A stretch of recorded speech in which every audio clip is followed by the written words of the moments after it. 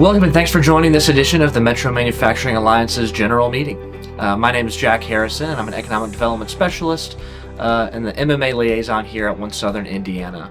I'm excited to update you with what's been going on with the MMA over these past few months and how we've been working to engage, make an impact for our local companies here in the Southern Indiana region. A quick overview of today's agenda to start. I'll talk about some of the recent events through the MMA as well as some upcoming events. We'll also talk about some of the activity we've seen in economic development this year thus far, and how our team can help your company remove obstacles or accelerate growth. Next, you will hear from Anthony Nix of Transformative Sales Systems and how he works arm in arm with companies to provide fractional sales leadership and other services. And to wrap up this general meeting, you'll hear more about how various community partners are collaborating both to identify challenges in childcare access in our region, but also to showcase some of the solutions that our neighbors are providing to our shared community. Thank you to Extol Media and all of the folks who had a hand in producing this deeper look into a critical topic here in Southern Indiana. As always, thank you for your support, and thank you for our MMA sponsors, Harding and Szymanski, Cutter Construction, Mariner Wealth Advisors, and PNC Bank. Over these past few months, our two monthly executive roundtables have continued gathering to learn from each other as well as from several guests and presenters. These groups discuss many topics over the course of the year, and the best part, it's driven by you. Tell us what you want to hear about and how we and our facilitators can work to bring the best resources to bear for you. Here's just some examples. In April, a roundtable led by Rip Tilden was joined by Josh McCain of Henry Rose Consulting. Josh led a discussion on how you can conduct assessments and build out practices to develop new leaders in your company. Identifying the best talent in your company will better allow you to build the leadership of your company's future, as well as provide your employees with options to continue their own professional development. As of now, both of our roundtables are coordinating with guest speakers on the topics of AI. Namely, how to train and develop your employees to use the technology in the first place and to do it effectively, as well as necessary precautions to consider when it comes to using these new tools responsibly for your business. If you'd like to find out more about either of these executive roundtables, you know where to find me. On Wednesday, May 7th at the KFC Yum Center, we held our annual MMA Summit, Empowering Players, Positioning for Success. Because in the game of industry, knowing the players is your first advantage. We were thrilled to have a sold-out summit with over 200 attendees gathered to learn more about how manufacturers can begin to take advantage of the logistical strength of our region, whether that's transporting their goods by river, rail, runway, or roads. We also heard an in-depth analysis both on trends in local workforce, as well as our current regional economic picture and where we might be heading. We heard from our friends at the FBI on how companies and citizens across the board can protect themselves from theft of intellectual property, cyber attacks, and other forms of economic espionage. And to wrap up the day, a panel of local leaders in the manufacturing space spoke on how their successes, their challenges, and resources and partnerships they've leveraged along the way help them. Thank you again to all of our sponsors, to our booth exhibitors, to all of our speakers, our hosts at the Yum Center, and everyone else who gave their time and effort to make this event successful. We hope you'll join us next year. And lastly, on June 6th, our partners at PNC hosted our Women of the MMA at Churchill Downs. While seats were limited, we appreciated all of the folks that came out and those that were interested. I'd also like to thank and shout out Sarah Nethery at WM Kelly as she led a conversation on using emotional intelligence to build teams and relationships.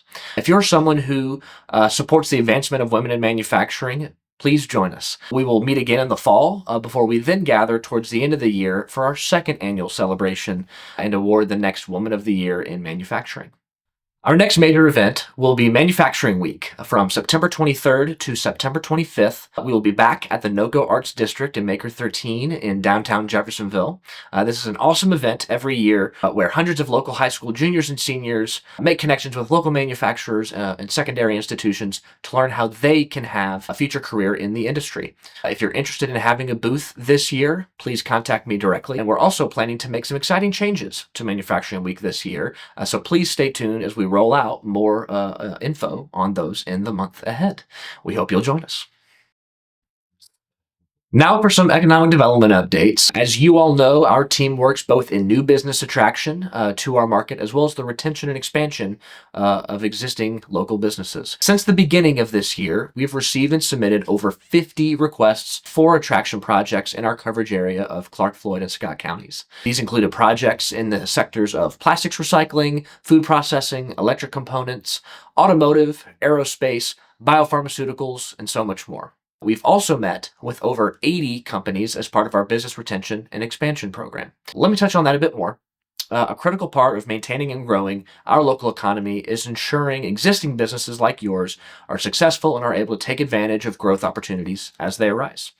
Aligning with our county municipal partners, our team's goals for you are simply put to remove barriers and accelerate growth. That could be putting you in direct connection to another community asset or state resource.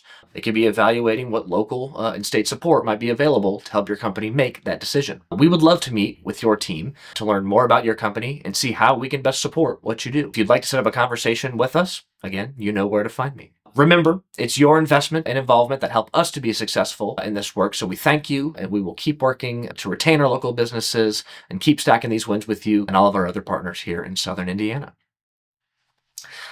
That's all for me today, folks, but please stay tuned for a short presentation from Anthony Nix of Transformative Sales Systems, followed by an in-depth video on childcare challenges and solutions here in Southern Indiana.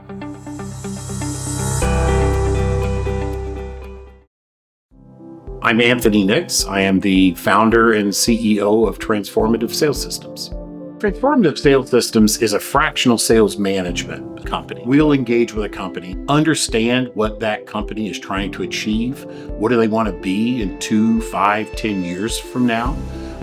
And with that information, then we create a strategic sales plan. We don't just provide the plan, the strategy, we help execute it. Most every company needs some kind of sales leadership, but not every company is in a position or even ready for a $150,000 a year VP of sales. So Transformative comes in and runs alongside. And then the great thing about the fractional model is that it is scalable. As the business grows, Transformative can scale right up along with them. I speak manufacturing. I've spent most of my professional career there before I started Transformative Sales. And it's just it's a place I enjoy working. Now I've been in sales for, I don't want to admit how far over 20 years it has been, but I have been an individual contributor, always led my sales teams, built sales processes and systems that allowed for success in those spaces. And being in manufacturing, there's some specifics. Understanding capital budgets, understanding the long cycle time that sometimes sales in manufacturing can entail, understanding technical buying committees that are involved. I understand that. One of the clients that we recently started to engage with was suffering from basically flat sales. They were not hitting their sales goals. The sales team themselves had fallen into a pattern of being just very reactive in the activities and things that they were doing. Within the first 90 days of that engagement, we were able to help put into place a pipeline strategy that began to help us develop new prospects that were there, introduced a real qualification framework that was incorporated into the CRM. And what we were able to see after about 90 days was an 18% increase in close rates that these salespeople were able to achieve. We were able to start to celebrate successes that sales team was having. What we do with all of our clients is to take the proven systems, these things have been implemented over and over and over with a sales team, get it implemented, get the sales team working to that process and helping show them success. If your sales aren't where you want them to be, if your sales team is not necessarily acting the way that you think that they should be, this would be the time to have a conversation. Good way to contact us is through our website, which is transformativesalessystems.com. We can be reached at 765-623-5623. or you could stop by our new offices at 222 Pearl Street, Suite 105.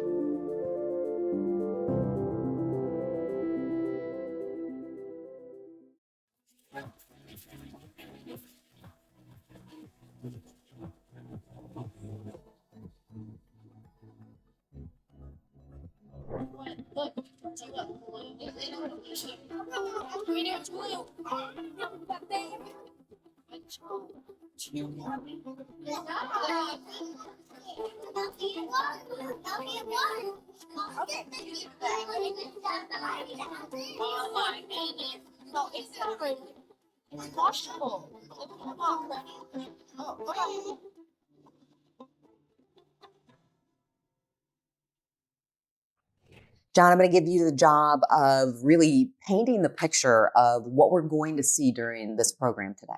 Yeah, absolutely. Well, again, first and foremost, just thank you for the opportunity to talk about all the good work that's happening in our community around childcare access.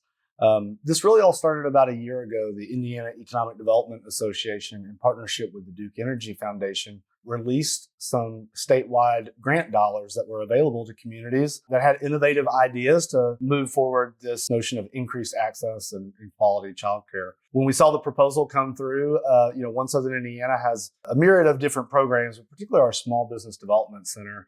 We really saw an opportunity maybe to support existing childcare programs to operate more efficiently or potentially even scale their model, while at the same time maybe providing some resources to some of those professionals in the community that, but for some additional supports, may be interested in opening up their own childcare center. So as we started looking at this grant opportunity, we also reached out to Ivy Tech, and they had some ideas as well. And so the project really morphed to say, hey, instead of supporting one single program, is there an opportunity to garner the collective impact of the community to say, what solutions do you see, right, as elected officials, as parents, as practitioners, as educators? And so we were successful at garnering a grant from the Indiana Economic Development Association to do just that. And so today in the program, we're going to talk a little bit, about that grant process, how we facilitated the conversation with the community, what the results, and a little bit of analysis with our third-party consultant that we worked with through Deal Consulting. But really, the most exciting piece is the showcasing of the solutions. And the great thing is the impact survey that we facilitated really highlights some initiatives in the community that are already doing the work. So Absolutely. We're really excited to give some light and opportunity to showcase some of the folks in our community that have been focusing on this topic for many years in an effort, hopefully, to scale those models, find more community support for those models, while at the same time making sure that families and the community are aware of the tools and resources that are available and how to connect directly with those agencies. And it's a meaty study, but it's insightful, it's important, and we'll make sure that we share a little bit later how people can get access to this, because it's important. It's important for people to read. But Andrea, what about Ivy Tech? Your involvement with this has been, a big part.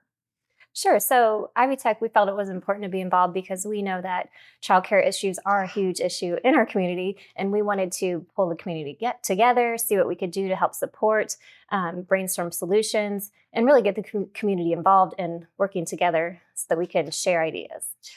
Was there anything in the study for you personally that surprised you? No.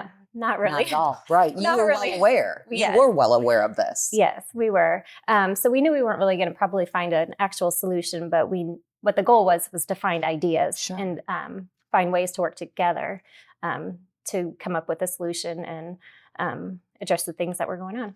We are human, and very often when there are issues, until it affects us personally, we kind of turn a blind eye.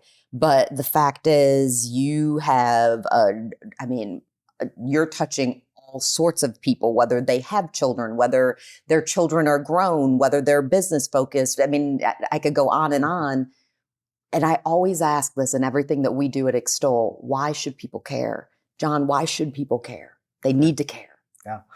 Well, whether you have kids or not, right? I think we are all looking for an increasing kind of quality of place within our community, right? And that is directly correlated with a household's ability to provide for their family, right? And so there's a direct correlation between household quality and ability for families to be employed if that's what their household, right, determines or dictates. And so it is incumbent. Again, we're doing a lot of work to recruit business into the market. We're doing a lot of work to increase our housing stock. We've got amazing quality of life amenities from New Albany to Jeffersonville to Charlestown. Every part of our community right now, I think there's a palpable momentum.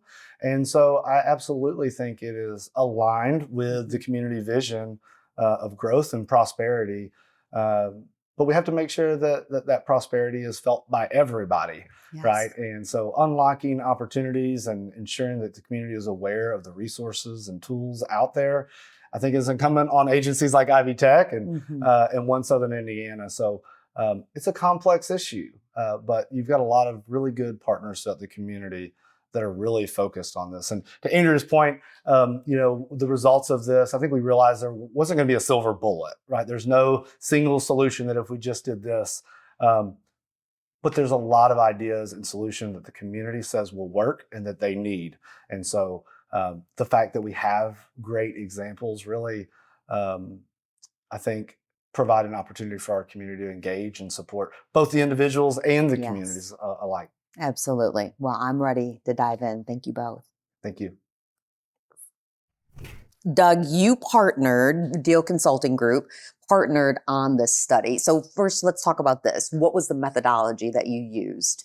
Well, I'm very thankful that we had the partnership with 1SI and Ivy Tech Sellersburg, because there was a planning team that really helped vet the study questions as well as the methodology that was used. So through collaborative planning, we identified a list of stakeholders that would be good participants in first focus groups and stakeholders in terms of early child care providers, educators, parents, private sector, business leaders, policymakers, the community at large, just a wide swath of individuals that informed the research questions in terms of focus groups, as well as a survey that went out to a larger sample of those same stakeholder groups. We're also able to pair that with what we call secondary data analysis, but just available regional data that helped reinforce or maybe point to questions we had about the feedback we received from those stakeholders. And so what are the key points that people should take away from this? So we arranged this study according to 3 questions. One, if we think about it in three phases, first, level setting. What are the consensus challenges related to childcare in the region?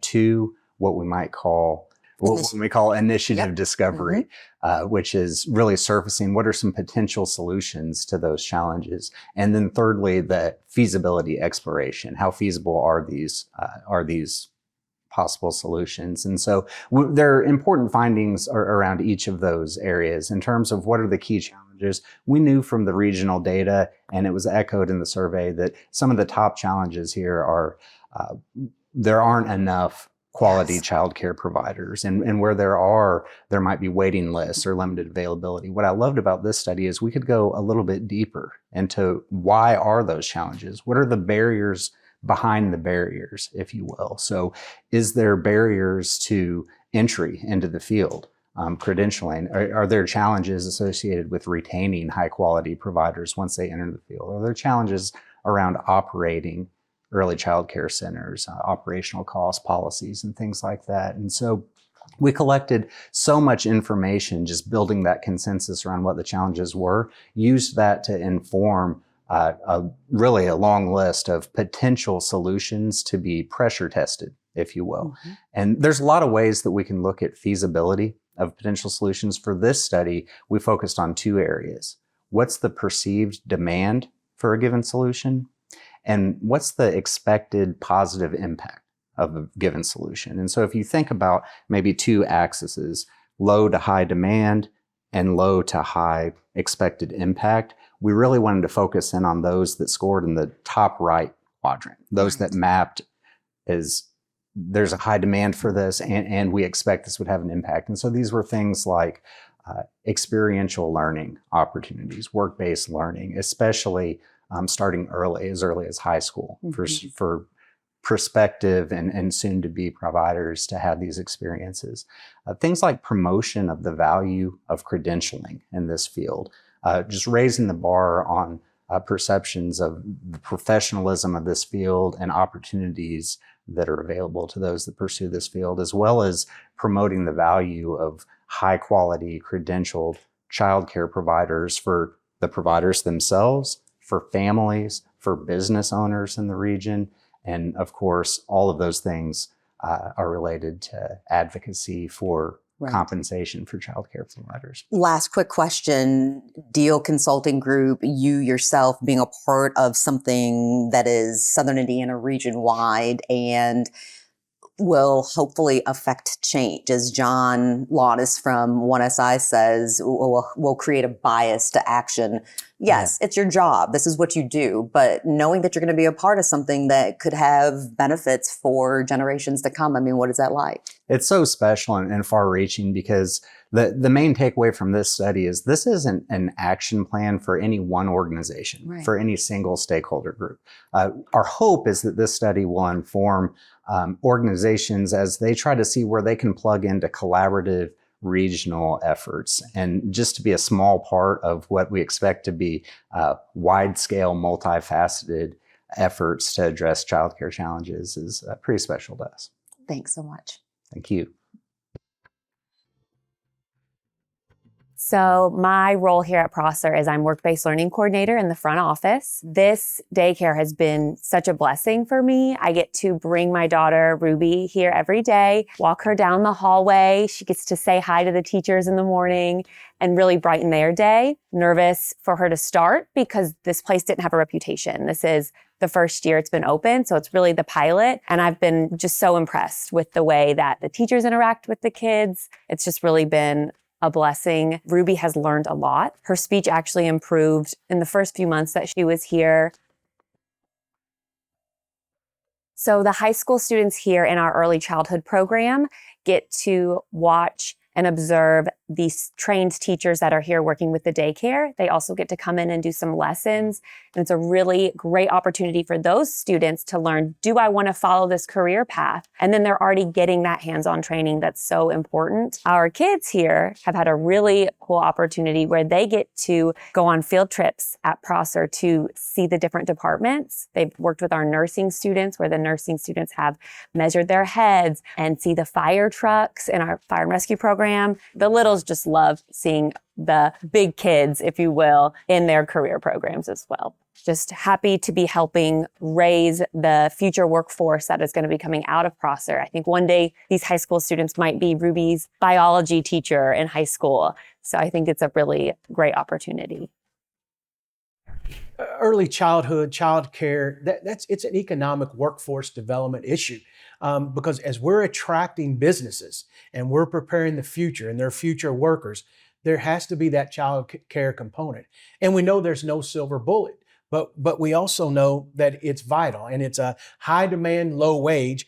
But that's what we've got to work on. And I know we're committed to working together. Absolutely. So we really appreciate the partnerships that we have with Ivy Tech and all of our school partners. And when I think about the demands related to early childhood, is we have to invest in the youngest because they are our future students. They are the future workforce. And when we look at this at the university, it's how do we make sure that not only do we have academic pathways from our high schools that interest our students through and to Ivy Tech, to and through IU Southeast to prepare this next generation. But also, we today have so many more delivery options for students that a working mom or a working dad, they can take classes online and they don't have to worry about childcare. The other thing I would add is in my short time here in Southern Indiana, it is the number one issue that I hear folks say that we need to work on together. Everywhere we go, we hear that. That's right. Yeah. I think what's great is, you talked about those pathways and the career opportunities that these students that go into early childhood, they can experience at the high schools through, both of us, we've got a great partnership with Prosser, and then they could come to early child care with us at Ivy Tech and then transition if they want to be a teacher or go back and get their master's degree in education. You have wonderful programs, counseling programs, but it all really could start in the high school and then filter up through us. Yeah, and what we find, right, is we find that these young people, they fall in love with helping others. They love working with children.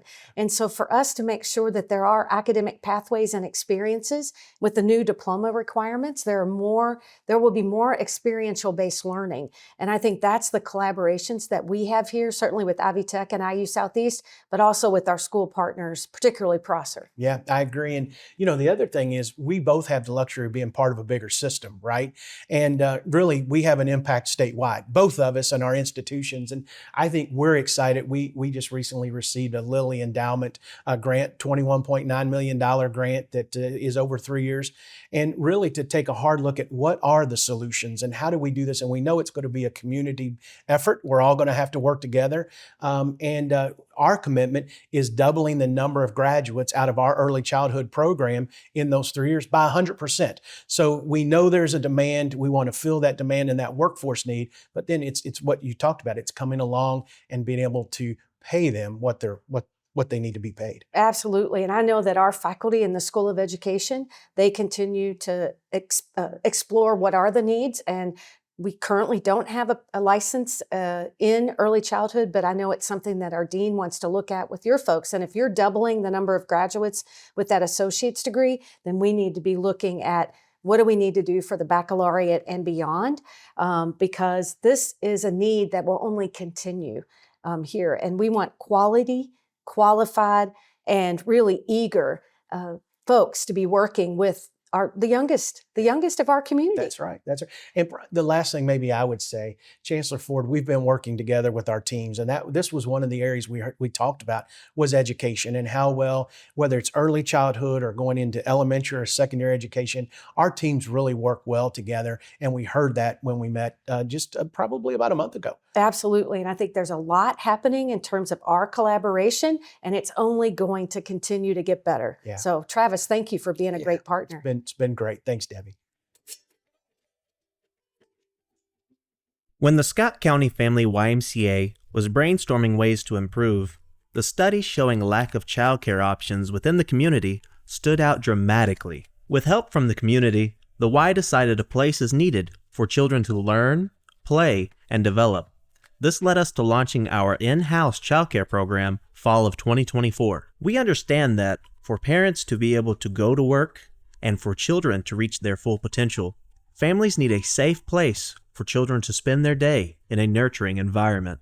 Our childcare program is available for students ages 3 to 5, with offerings being expanded in the coming years, and CCDF vouchers are accepted. As a Christian organization, the YMCA wants kids in the program to have time to play and learn, while still being exposed to our core values of caring, honesty, respect, and responsibility. We feel, with our growing childcare program, as well as our many youth programs, clinics, and camps, we are helping to develop the next generation of Hoosiers. To hear more about YMCA offerings, follow us on Facebook at the Scott County Family YMCA, or visit us online at www.scfy.org. There, we will be posting updates on all of our Ready 1 and Ready 2 projects here in the near future.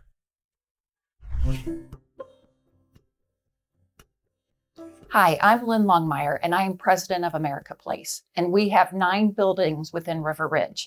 In 2018, we moved our corporate headquarters here and just got to see how enormous and the amount of people who were coming in and going, kind of thought and talking to some of our tenants about there not being really childcare nearby. And so we started talking to community leaders, and it really was an issue. So around 2019, the owners of our company decided we needed to do something about it. So we brought someone in, developed this. Right now, we're in our first phase of the Early Learning Center, and we have 55 students currently enrolled. And then when Indiana did the Ready 2.0, we were lucky enough to get funds. So now we've got some money, and we're still going to do some fundraising so we can expand, construct a facility that will hold 200 students. And even with that, that's not going to be enough childcare seats to accommodate the need. But luckily with us, and then we partnered with River Ridge Development Authority, graciously kind of leased us this land for no cost so that we have the opportunity to build this and help for the future employees of River Ridge.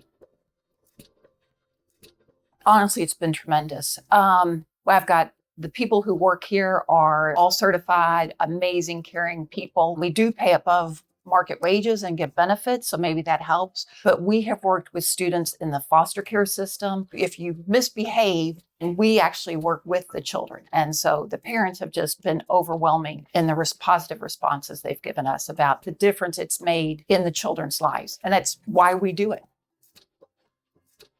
We are in a childcare desert. And in fact, a local center a few miles from here just announced plans to close. So that's about 150, 200 children who are now going to need a place. Children are our dreams, our hopes and ambitions. So you want them to be someplace where they are comfortable, safe, but also it's engaging and they're learning things. So you couldn't ask for anything more important, at least to me, as the early learning. I mean, all the studies show how important it is to get children in an environment where they're, not just watching videos or anything like that, but they're actually engaging with people. It's critical.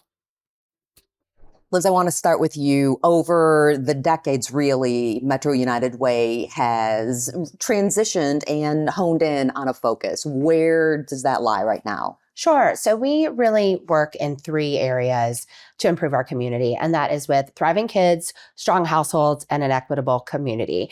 And particularly in Southern Indiana, we have a lot of investment around that thriving kids portion of our pillar. And that's working on developmental screenings for children and providing their families with resources and support so that they have access to things like high quality childcare. And when they get to kindergarten, they are ready to learn and have those supports and resources in place.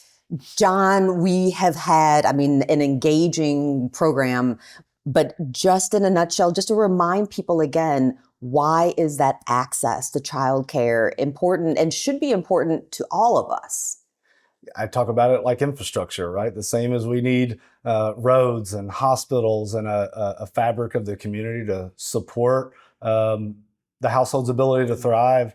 Childcare is right in there in the mix, and it's becoming more and more of a barrier for families and for businesses and economies every day. And so One Southern Indiana's role is to grow business. And so this is a top priority for our organization, and to make sure that our companies and our families in our community feel supported, but our legislators feel informed. And so we really feel that's an important duty and role of the chamber and our economic development work in the community.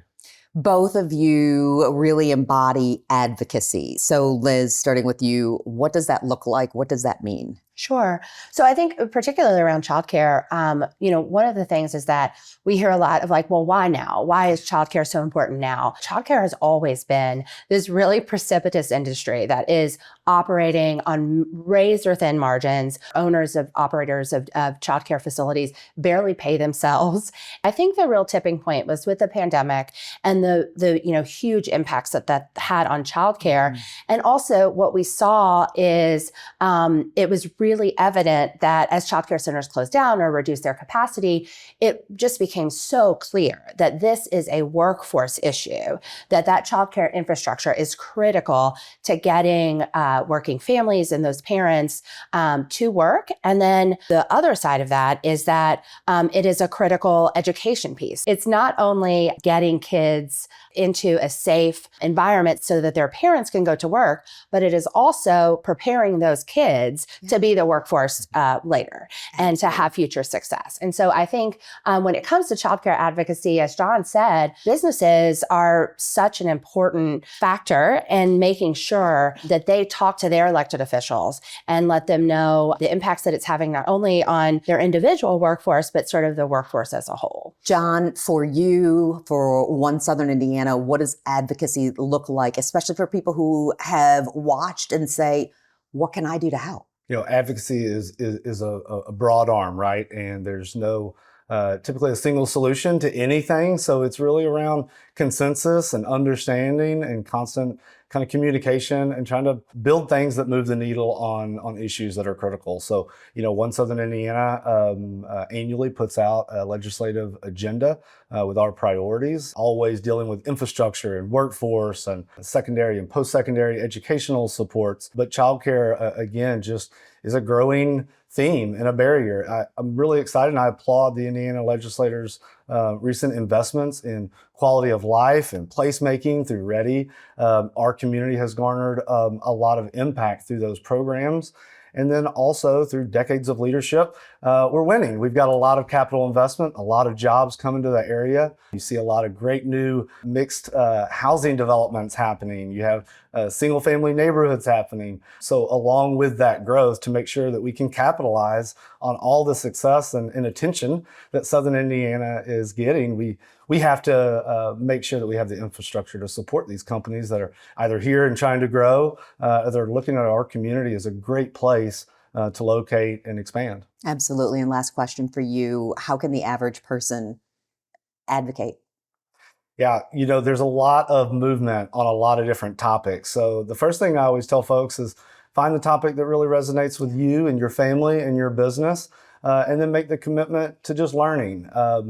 Agencies like Metro United Way, One Southern Indiana, the Indiana Economic Development Association, right? There's a lot of great partners out in the community, and as busy parents and employees, it's hard to track all the policy, but you've got professional folks and partners and associations like ours that can help monitor policy and provide information. But it's a two-way communication. Oftentimes as we're tracking policy, we'll put it on our stakeholders' radar to say, what are you hearing about this? Or what's the potential impact to you? So that, again, even though you might not be able to be in Indianapolis at the State House, you've got a range of partners that can really help amplify your local voice. Absolutely. And speaking of that, people can share their voice with their legislators as well. 100%. And the Indiana General Assembly website makes that pretty easy. You can type in your address and get all of your local elected officials. So whether it's a formal outreach and engagement, or whether you see these folks right at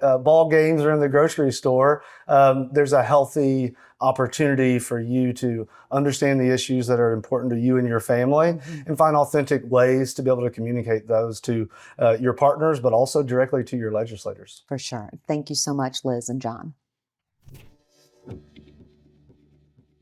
When we chose to send our son to Prosser Daycare, I loved that it is a safe and secure building. It's modern. It's clean. I walk in, I know I'm leaving my kid at a safe place. And then not to mention when I walk in that I'm met by these teachers who love the program, that they make me feel warm and fuzzy about dropping my child off at the daycare for the day. He also learns while he is there. And so as a parent, I can leave and go to work and not worry about the safety of my kid. And it's such a peaceful feeling. And then I know when I go to pick him up, he's happy and he's had a great day. He's rested, he's learned, and he's ready to come home and spend the day with his family.